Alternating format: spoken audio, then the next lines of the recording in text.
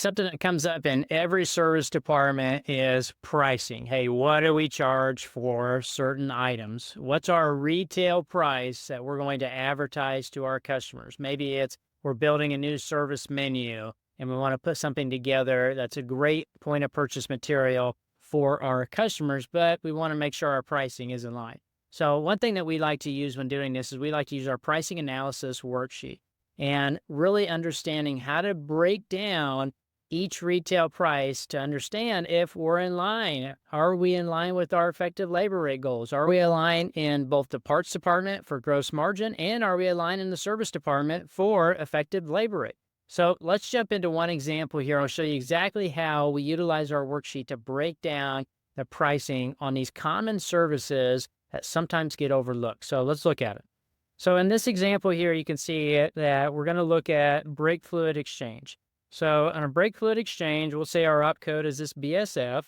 And here's one area that often gets overlooked, and it's current sales volume. So what we like to do is we like to take the past 6 months, and then we run that op code usage report to see exactly what are we doing as an average. So in this example, you can see that we got 725 services sold in the last 6 months. So we would divide that, and it gives us an average of 120 sold per month.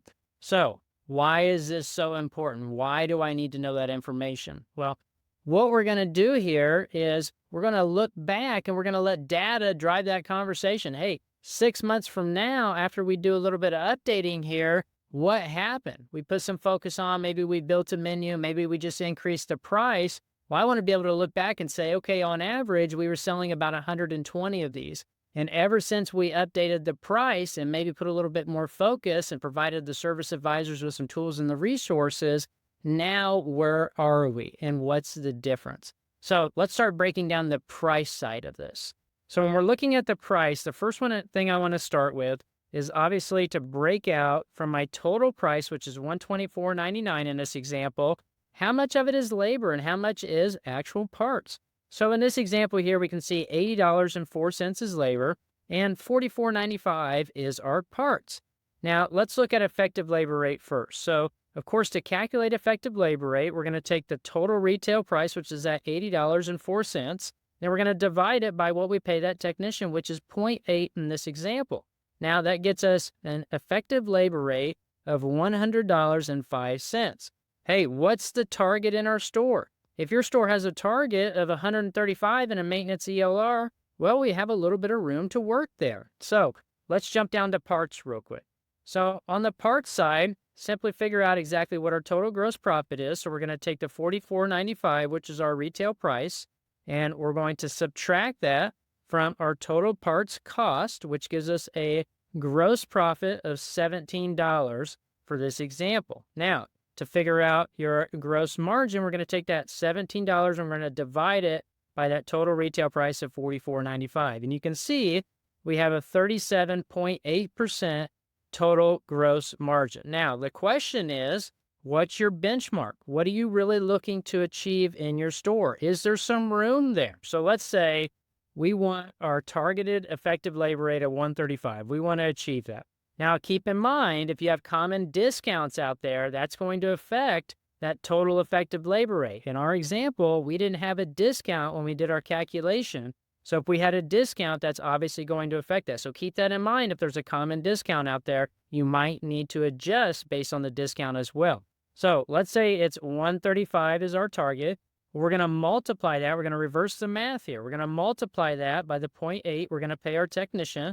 Well, that gets us a new retail price for our labor of $108. Now, we had a little bit of room in parts there, not a lot, but it doesn't take much, right? It's a game of inches here. So what we're going to do is we're going to bump that up just a little bit to $46.95. Now, our new retail price, you can see, is $154.95. Now, hey, do we want to see the opportunity here? Well, what you would do in that situation is take your new retail prices, $154.95, and multiply it by your 120 average. Hey, if we did nothing and we stayed the same, what's going to happen? What's going to be the outcome if we didn't improve on more sales? What's the outcome?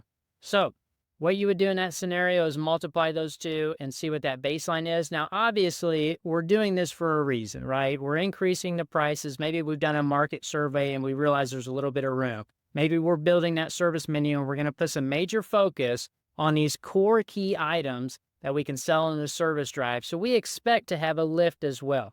Now's the time to break down that pricing. Ensure that the gross profit margin is in line in parts. Ensure the effective labor rate is where you want it to be. And then provide those service advisors with a nice, clean looking menu or point of sale material that they can present this to the customer.